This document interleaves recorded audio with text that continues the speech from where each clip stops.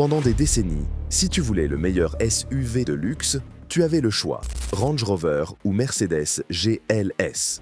Tu payais la taxe premium, tu avais le badge et tu te disais que ça valait le coup. Eh bien, déchire le carnet de chèques. Parce que ce SUV chinois vient de redéfinir toutes les règles du jeu.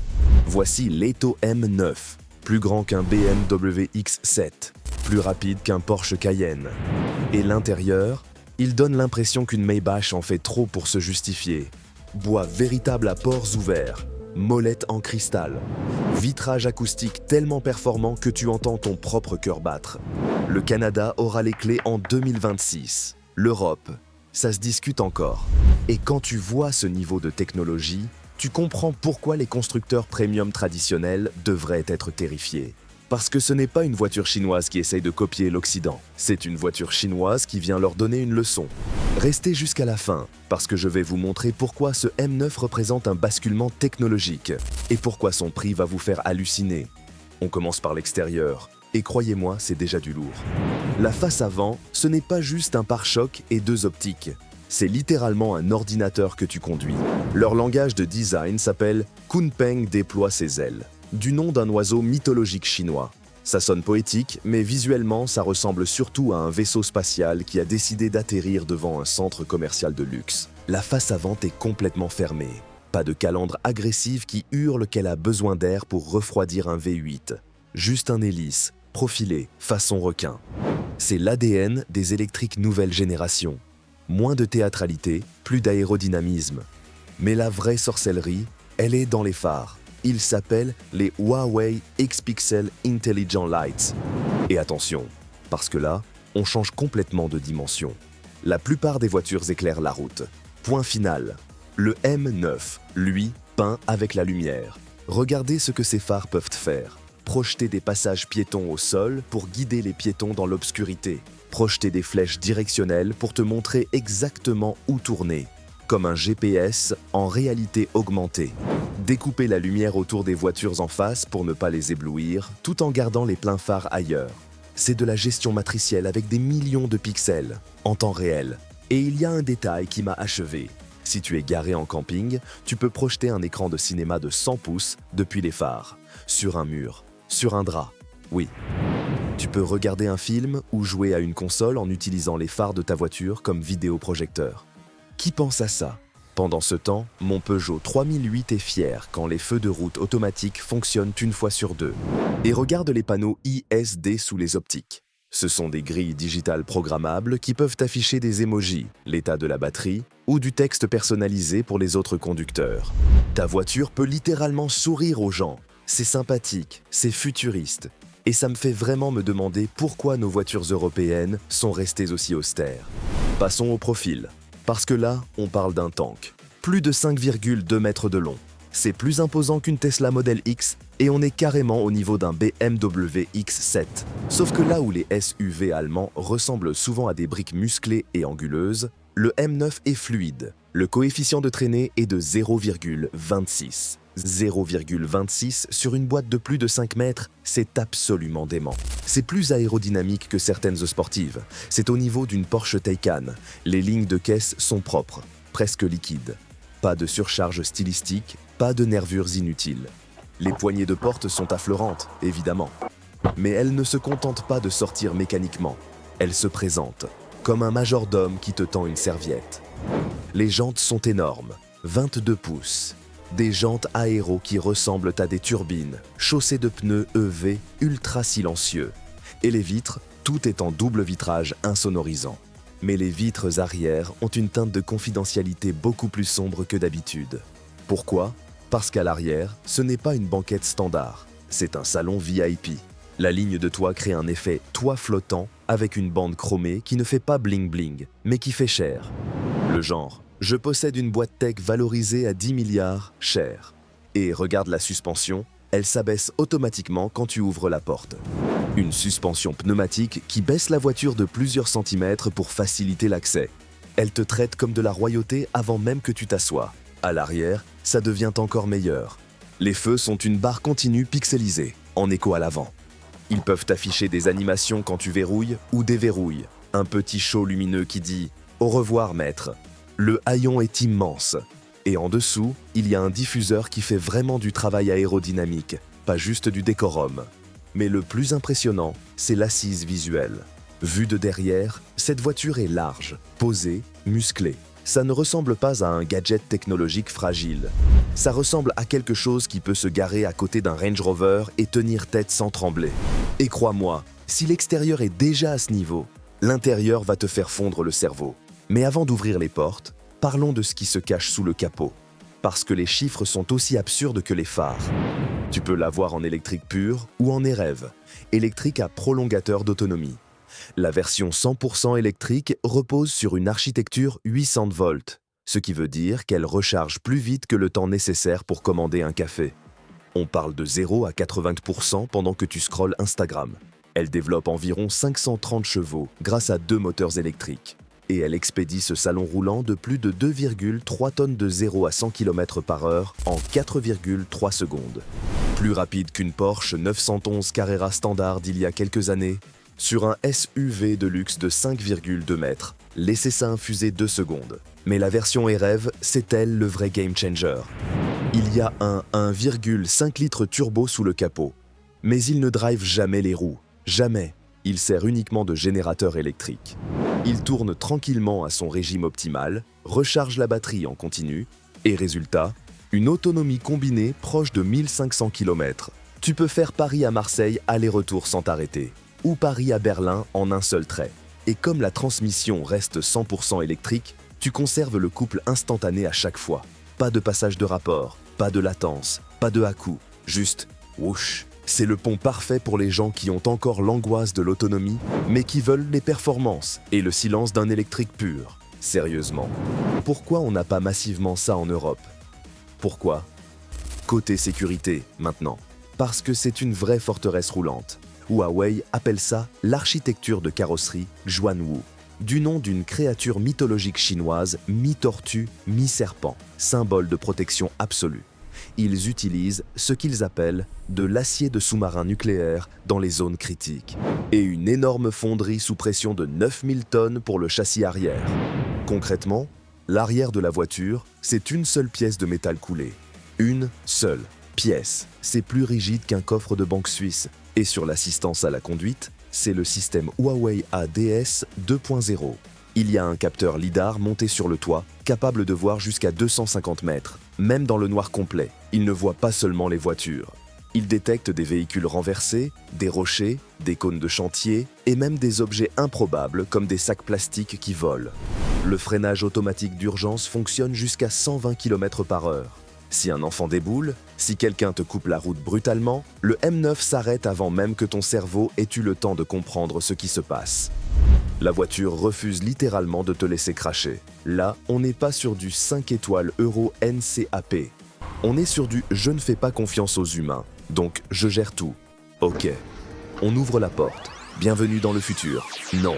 En fait, bienvenue dans la dimension où les constructeurs essaient vraiment. Cet intérieur ne concurrence pas l'Occident. Il le ridiculise. Il fait passer une Tesla Model X pour une cellule d'open space. Il fait passer un Range Rover pour quelque chose sorti de l'âge de pierre. Le premier choc, c'est le verre. Il y en a partout. Tu es face à des écrans. Pas un, pas deux. 3 écrans massifs qui s'étendent sur toute la largeur de la planche de bord. Ils appellent ça le One Glass Design. Et on dirait un seul cristal noir, de montant à montant. Tu as un combiné numérique de 12,3 pouces pour le conducteur, un écran central tactile de 15,6 pouces, et pour humilier définitivement tout le monde, un écran de divertissement passager de 16 pouces, 3 écrans, une seule surface vitrée continue. Et ce n'est pas le logiciel lent, buggé et frustrant qu'on subit dans les marques historiques européennes. Là, c'est Harmony OS 4. Les animations sont ultra fluides, niveau smartphone, avec taux de rafraîchissement 120 Hz. Zéro lag, zéro temps de réponse. Tu swipes, tu pinches, tu glisses des fenêtres d'un écran à l'autre instantanément. Et si tu as un smartphone Huawei, tu le poses simplement sur le tableau de bord. Et boum, ton téléphone devient la voiture. Navigation, musique, contact, tout se synchronise en une seconde. C'est effrayant tellement c'est bon. Mais lève les yeux maintenant.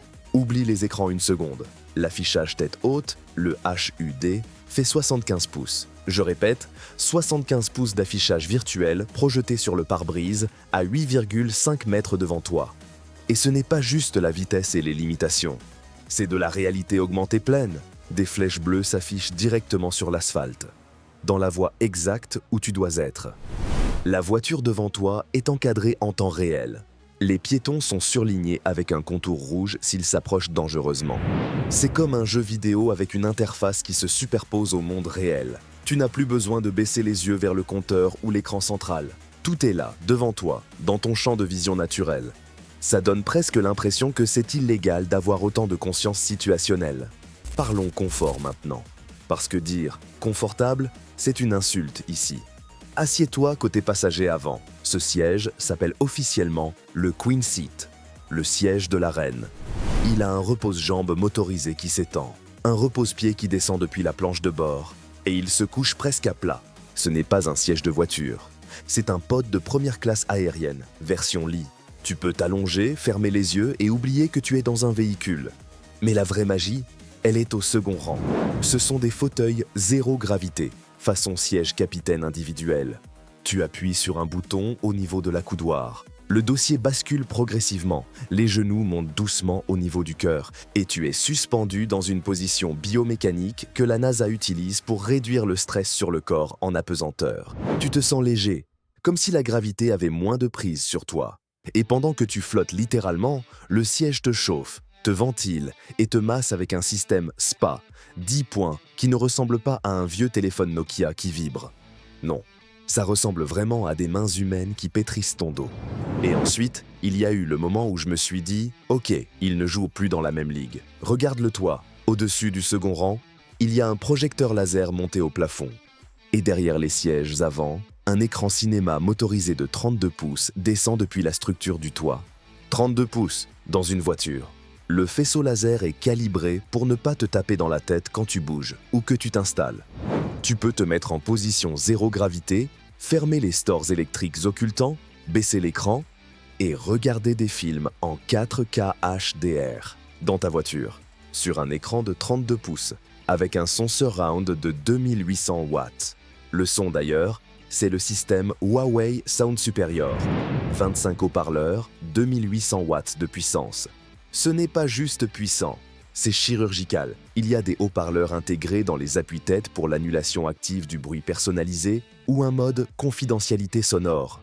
Donc, le conducteur peut écouter la navigation vocale à faible volume. Pendant que les enfants à l'arrière regardent des dessins animés à fond, sans aucun mélange audio, chaque zone est isolée acoustiquement. C'est plus clair, plus défini qu'un système Burmester haut de gamme dans une Mercedes classe S ou une Maybach. Je ne plaisante pas. Ça transforme littéralement la voiture en cinéma IMAX roulant. Regarde maintenant la console centrale. Tu vois cette molette de contrôle? C'est du vrai cristal taillé. Ça réfracte la lumière comme un bijou de luxe, comme un diamant. À côté, 2 chargeurs à induction recouverts d'un tissu velours ultra doux pour éviter de rayer ton smartphone. Et ce ne sont pas des chargeurs classiques 5 watts. Ce sont des chargeurs rapides 50 watts avec ventilateur intégré pour éviter la surchauffe. Ton téléphone charge en 20 minutes. Et sous la coudoir, un frigo. Pas une glacière d'appoint qui souffle de l'air tiède sur une canette. Non, un vrai frigo à compresseur, réglable de 0 à 50 degrés Celsius.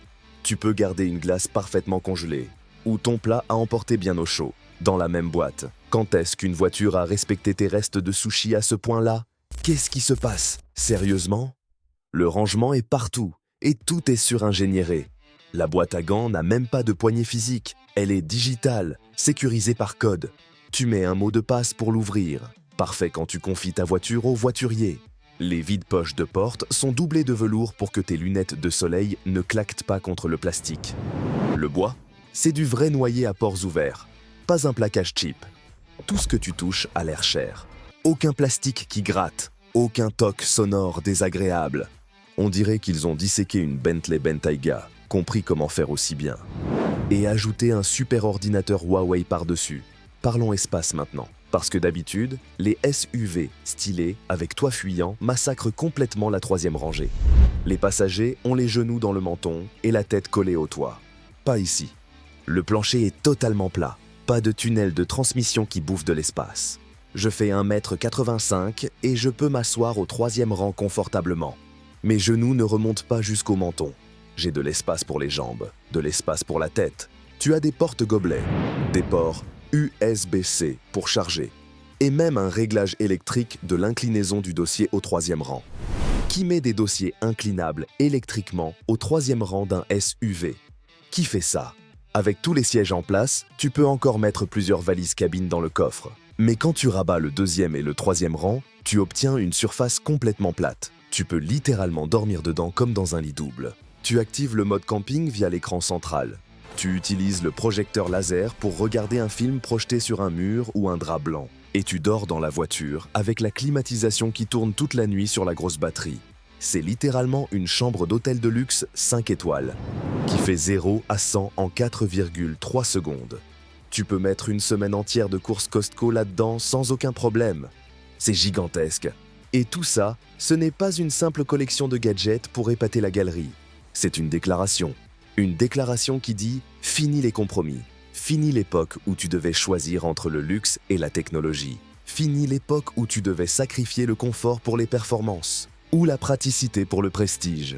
Et franchement, c'est embarrassant pour la concurrence européenne. Parce que quand tu sors du M9 et que tu montes dans un BMW X7 ou un Mercedes GLS, tu te demandes où sont passés les 60 000 € de différence. Je n'ai pas envie d'en sortir. Et maintenant, le moment de vérité.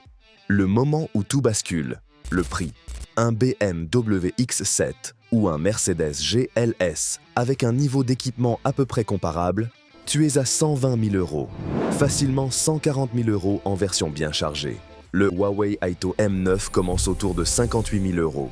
58 000 €. Et la version Ultra, full option, avec les phares projecteurs, les sièges zéro gravité, le système audio premium, l'écran cinéma, tourne autour de 70 000 €. Presque moitié prix face aux Allemands. Pour un niveau de technologie et de luxe supérieur, le prix est complètement absurde. Et oui, si ça arrivait officiellement en Europe sans les droits de douane punitifs, ce serait l'émeute. Les concessionnaires mettraient probablement 20 000 € de marge dessus pour adapter au marché européen. Et ça se vendrait quand même comme des petits pains. Donc la vraie question, elle est là. Est-ce que tu choisis ça, avec projecteur cinéma laser, siège zéro gravité, 1500 km d'autonomie et une technologie digne de 2030? Ou est-ce que tu mets 50 000 € de plus pour un BMW X7 de base, juste pour le badge du constructeur bavarois? Sois honnête avec toi-même, cette voiture prouve que le jeu a changé. L'écart technologique n'est pas en train de se réduire progressivement. L'écart a déjà disparu. Et dans certains domaines, les Chinois ont carrément 2 ou 3 ans d'avance. Alors oui, il reste la question du prestige, de l'héritage, de la valeur de revente. Mais pour combien de temps encore? Combien de temps avant que les acheteurs rationnels se demandent s'ils ne se font pas arnaquer en payant le double pour moins de technologie? Alors, tu en penses quoi? C'est le futur du luxe automobile ou juste un gadget technologique sur roue qui ne tiendra pas la distance? Est-ce que tu serais prêt à acheter chinois? Ou le badge allemand reste non négociable pour toi? Dis-moi tout en commentaire. Je lis absolument tout. Abonne-toi si tu veux voir d'autres voitures chinoises qui bousculent l'industrie. Mets un like si ce M9 t'a impressionné autant que moi. Et accroche-toi, parce que la prochaine fois, on va décortiquer une autre voiture chinoise qui pourrait humilier toute l'industrie européenne. À très vite.